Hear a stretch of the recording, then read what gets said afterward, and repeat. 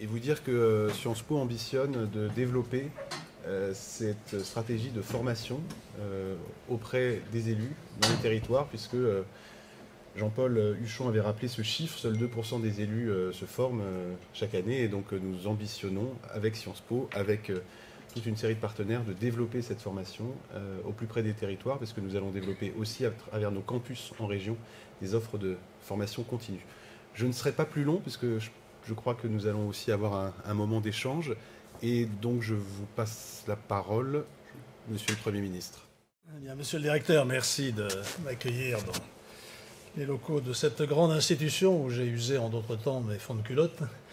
Monsieur le Président, merci aussi. Et mesdames et messieurs, je suis très heureux de m'adresser très brièvement à vous parce que je n'ai pas de compétences particulières pour vous donner des cours, sauf d'avoir été élu local pendant 12 ans dans le 18e arrondissement de Paris et pendant 24 ans à Bordeaux, Bordeaux-Ville et Bordeaux Métropole.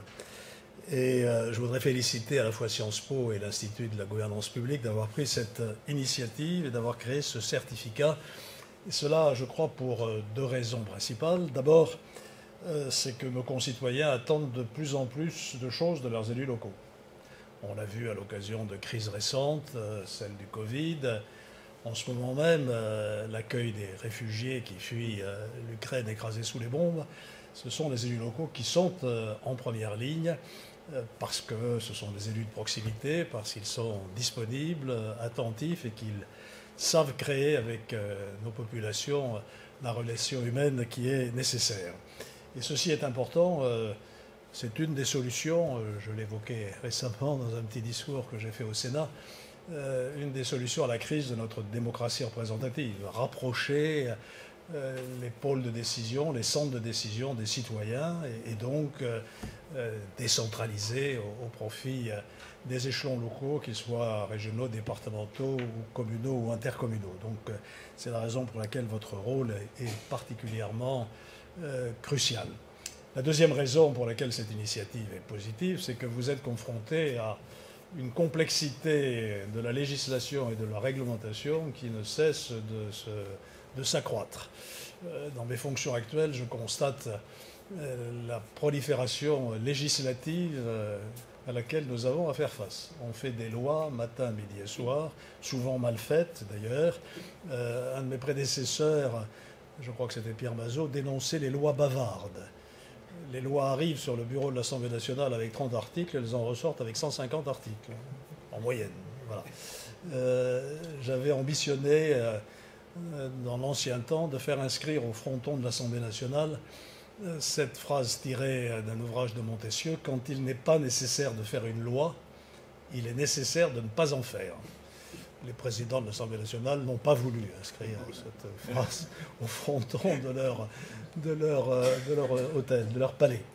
Bref, cette complexité qui peut s'expliquer, parce que la demande des citoyens est aussi de plus en plus forte pour réguler, pour réglementer, pour légiférer, et tout ceci crée de la complexité, et c'est à vous, la plupart du temps, qu'il s'agit ou qu'il incombe de traduire en décision, en acte quotidien, les dispositions législatives ou réglementaires. Ce matin, le Conseil constitutionnel délibérait sur une matière particulièrement complexe qui est le droit de l'urbanisme. Alors là, on atteint un sommet. D'où la nécessité de la formation. Si vous voulez être mis en mesure d'exercer efficacement les fonctions qui sont les vôtres, il faut que vous bénéficiez d'un apport de formation important. Des dispositions ont été prises en ce sens. Des crédits existent. On disait qu'ils sont rognés, mais enfin ils existent. Et ils sont peu utilisés, comme l'Institut de la gouvernance publique l'a mis en exergue. J'ai essayé moi-même, dans mes fonctions, de convaincre mes collègues de s'inscrire à des séances de formation et de m'y inscrire moi-même, parce qu'on a tout à apprendre, bien sûr, toujours. Tout change très vite. Ça ne marche pas très bien. D'abord parce que les élus ne sont pas disponibles. C'est souvent vrai. Parfois un prétexte, mais c'est souvent vrai parce que vous êtes soumis à un régime de réunion ou de contact permanent qui fait que vous n'avez pas toujours le temps nécessaire à consacrer à la formation. Et puis la deuxième raison, c'est que les formations sont parfois inadéquates, pas bien adaptées à ce que vous en attendez, trop universitaire, trop théorique et pas assez tourné vers le terrain et la mise en œuvre réelle de ce que vous avez à faire. Or, je suis convaincu que Sciences Po, grâce à son expérience sur le terrain et l'Institut de la gouvernance publique, vont veiller à cela et que le certificat qui va vous être proposé répondra parfaitement aux attentes qui sont les vôtres. C'est la raison pour laquelle j'ai accepté non pas d'enseigner, mais de parrainer. Donc, je suis simplement le parrain de la promotion et j'en suis très heureux. Je vous souhaite donc de belles séances de formation ici. Alors, si j'ai bien compris, physiquement ou à distance, les deux seront un peu mélangés et c'est de bonnes méthodes. Et puis, un bon succès à ce certificat qui vous donnera des outils nouveaux pour assumer vos belles missions. Merci. D'abord, un grand merci à Sciences Po de nous accueillir dans ces locaux qui vont être utilisés, et j'espère très bien utilisés dans la période. Un grand merci à Alain Juppé parce qu'il a accepté de distraire un peu de son temps pour vous dire quelques mots et surtout prendre la responsabilité de parrainer la première promotion. Au départ, l'idée, mes compagnons Stéphane et Georges m'ont dit voilà, il faut absolument améliorer le niveau de la décision publique et par conséquent améliorer la formation des élus. Et on va donc développer un certificat. Un certificat, ça veut dire études, examen, le temps qu'il faut pour ça, dans des tâches que les élus de plus en plus ont du mal à accomplir parce qu'il y a de plus en plus de responsabilités, de plus en plus d'instances dans lesquelles s'insérer. Quand j'étais à la région Île-de-France, il y avait 209 élus, c'était beaucoup, mais chacun avait à siéger dans 200 à 300 lieux, universités, bien sûr lycées, mais aussi développement économique, transport, etc. Il y avait donc une très lourde charge pour les élus. Et c'est ce qui a motivé mes amis et qui, moi, m'a motivé pour les rejoindre, c'est que c'est très difficile d'être un élu aujourd'hui. Et il y a beau avoir un préjugé favorable pour les élus locaux, en réalité, ils sont soumis aux mêmes pressions que les élus nationaux et parfois une pression beaucoup plus proche et beaucoup plus rapprochée. Et on le voit bien, il y a maintenant des élus qui sont la cible d'attaques, y compris physiques. Et il faut aujourd'hui avoir vraiment l'âme chevillée au corps pour décider d'être un élu et d'y passer du temps.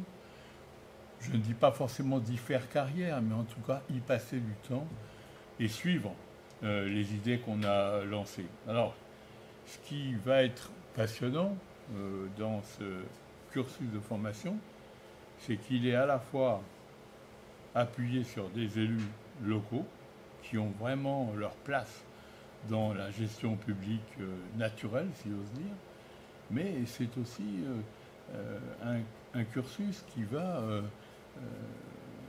bousculer peut-être un certain nombre de certitudes et en tout cas vous aider à appréhender la formation non plus comme une espèce de machin, si j'ose dire, universitaire et sans saveur véritable, mais plutôt à partir de deux notions, savoir-être et savoir-faire.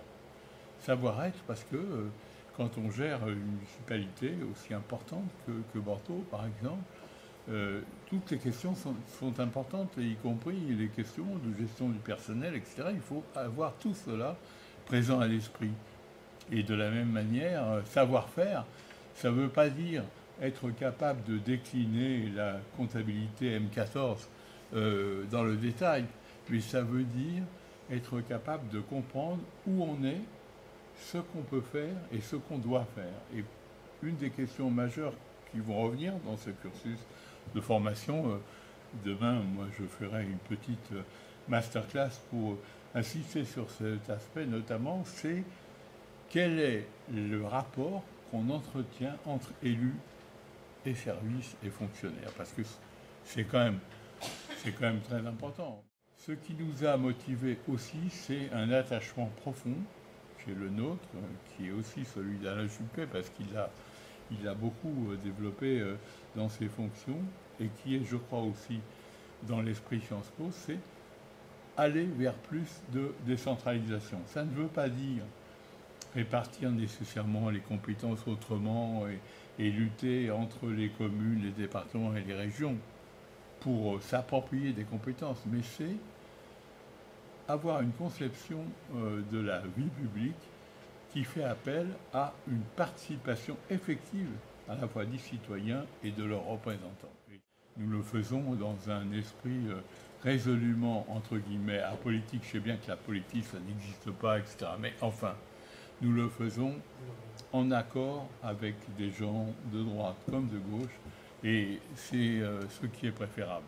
C'est ce qui est préférable. Je ne sais pas ce qui restera à l'issue de cette campagne électorale extraordinaire des présidentielles de la droite et de la gauche, de leurs différences, mais ça, c'est après, et ce qui est important, c'est de l'avoir préparé au niveau des compétences, justement, des élus qui vont se trouver jetés dans un monde un peu inconnu. Voilà ce que je voulais vous souhaiter, donc un bon début, un bon démarrage, et on se retrouve demain pour une petite masterclass sur comment gérer une collectivité. C'est pas de la prétention, c'est juste que l'expérience peut parler. Voilà, merci beaucoup à tous et merci à Alain.